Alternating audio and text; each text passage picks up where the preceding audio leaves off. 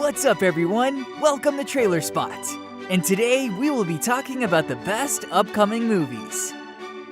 After penning the script for the first two movies in the franchise, Kelly Marcel has signed on to write and direct Venom 3. The first two movies helped launch Sony's Spider-Man universe, the studio's interconnected group of films existing separate from the Marvel Cinematic Universe, utilizing characters tied to the web-slinger. Alongside Tom Hardy's Venom, the sole released outing for the SSU is that of Jared Leto's Morbius, which hit theaters this past spring to critical disdain and underwhelming box office numbers. Hardy's most recent effort, Venom: Let There Be Carnage, saw the titular extraterrestrial being and Eddie Brock face off against Woody Harrelson's serial killer, Cletus Cassidy, and his own symbiote, Carnage, which he received from ingesting some of Eddie's blood. Helmed by Lord of the Rings vet Andy Serkis, the sequel was generally perceived to be an improvement over its predecessor and was a box office success when stacked against the pandemic, grossing over $507 million against its $110 million production budget.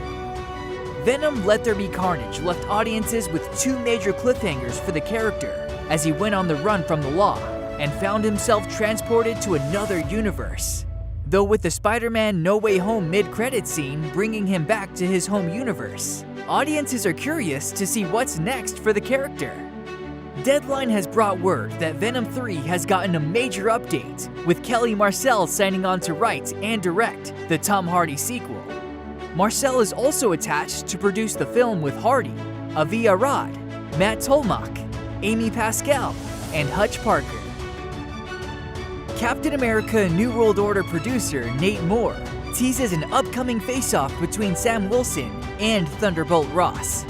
As Phase 4 of the Marvel Cinematic Universe comes to a close with the release of Black Panther: Wakanda Forever on November 11th, Marvel will move further into its multiverse saga. One of the highly anticipated planned releases is Captain America: New World Order, which stars Anthony Mackie in his first feature-length project as the new Captain America. The fourth Captain America film is expected to begin filming in the spring of 2023 and is scheduled to be released on May 3rd, 2024. Captain America: New World Order will pick up after The Falcon and the Winter Soldier and follow Sam Wilson as he adjusts to his new role as Captain America. While the film is still in pre-production, it was announced that Danny Ramirez and Carl Lumbly would be reprising their roles from the limited series as Joaquin Torres and Isaiah Bradley, respectively.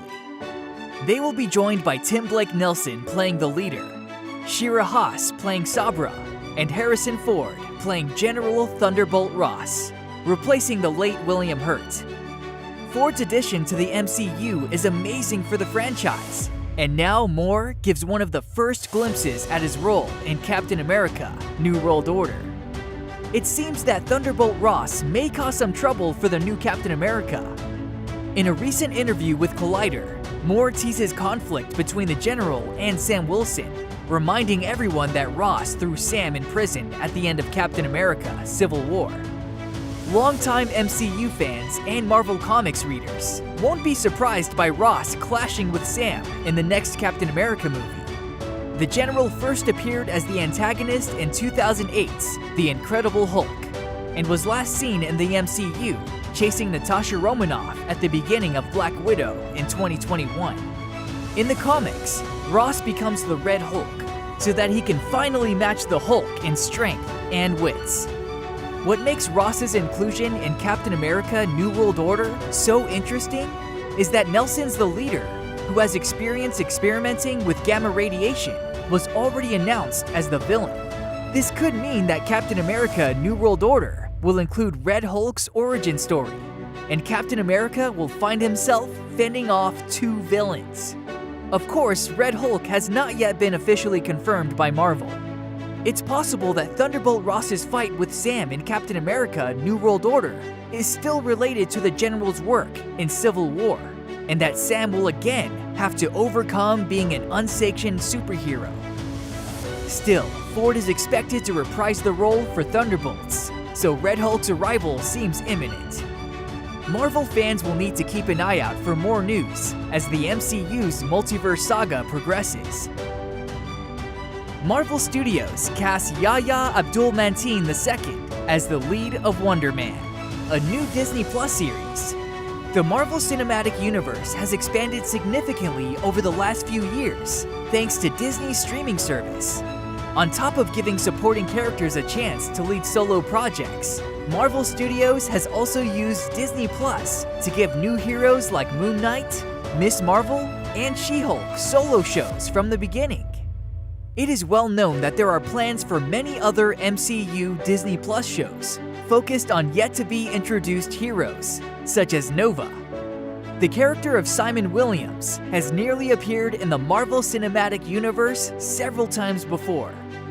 It was reported earlier this year that Shang-Chi and the Legend of the Ten Rings director, Destin Daniel Cretton, was developing a Wonder Man series that would bring him to the franchise. Since the show's development became known, it has been revealed that the series could be a Hollywood satire. The idea gained more credence following reports that Ben Kingsley would return as Trevor Slattery in Wonder Man. As shared by Deadline, Marvel Studios has now cast Aquaman star Yahya Abdul-Mateen II to play Wonder Man in the upcoming MCU series. Abdul-Mateen II joins the MCU after several DC roles, including Dr. Manhattan in HBO's Watchmen and multiple appearances as Black Manta in the Aquaman franchise. Ahead of Black Panther: Wakanda Forever's release, producer Nate Moore confirms that Black Panther 3 ideas have already been discussed.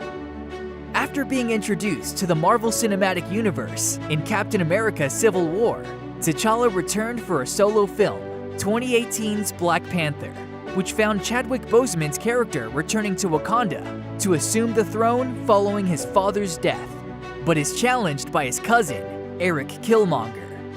In addition to its cultural significance, Black Panther grossed over $1 billion at the box office and was the first superhero film to receive a Best Picture nomination at the Oscars. Following a long and private battle with colon cancer, Boseman passed away in August 2020, and the tragic news came as a massive shock to the world. As a result, returning Black Panther director Ryan Coogler and his co-writer Joe Robert Cole reworked the sequel to lay T'Challa to rest in the MCU and shift its focus to the women of Wakanda, including Shuri, Nakia, Okoye, and Ramonda, as they protect the nation from invading forces led by Namor, the king of Talokan. Black Panther: Wakanda Forever early reactions have been united in their praise of the moving Marvel sequel.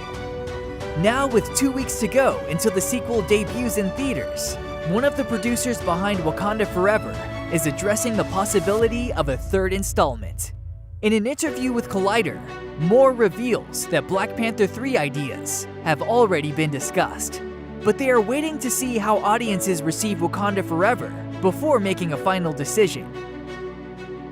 Henry Cavill will not return as Geralt of Rivia for The Witcher Season 4, and such shocking news suggests that Cavill's future as Superman in the DCEU is even more promising than imagined. Taking many by surprise, Netflix announced that Liam Hemsworth will replace Henry Cavill as Geralt for The Witcher Season 4. Cavill has already wrapped The Witcher Season 3, and given how the actor returned to the role of Superman in Black Adam 5 years after Justice League, The Witcher's surprising change of lead may have to do something with Superman and the DCEU. Up until this point, Henry Cavill never had to conciliate the DCEU's Superman and The Witcher's Geralt of Rivia. Cavill was cast as Geralt in 2018, almost a year after Justice League hit the theaters. From then on, Cavill's future as Superman in the DCEU became a question mark. 5 years after Justice League, Cavill had already starred in 2 The Witcher seasons, but had yet to reprise his role as Superman. Now, the news that Henry Cavill will be replaced by Liam Hemsworth as The Witcher's Geralt comes just a week after Black Adam's post-credits scene brought Cavill back as Superman. After Henry Cavill teased that Black Adam's post-credits scene is just the beginning of his return via Instagram, The Geralt of Rivia recast suggests that Cavill's schedule will be packed with Superman commitments. In November 2021, Henry Cavill confirmed that he was on board with The Witcher's 7-season plan, which makes the Geralt recast even more shocking. Cavill is a fan of the Witcher games and had said many times how much he enjoyed playing Geralt. And while not many people had originally fan-cast the Superman actor as Geralt, Cavill's portrayal of Geralt was praised by game players, book readers, and casual audiences alike. Henry Cavill's Geralt was the face of Netflix's The Witcher, a show that has already led to an animated spin-off movie, Nightmare of the Wolf, and a live-action spin-off series, Blood Origin. As such, for Henry Cavill to have exited The Witcher after just 3 seasons, the actor may have been offered a promising future as Superman. Anya Taylor-Joy confirms that filming has wrapped on Mad Max Fury Road prequel, Furiosa. Charlize Theron first brought post-apocalyptic warrior Furiosa to life in 2015's blockbuster Mad Max franchise revival.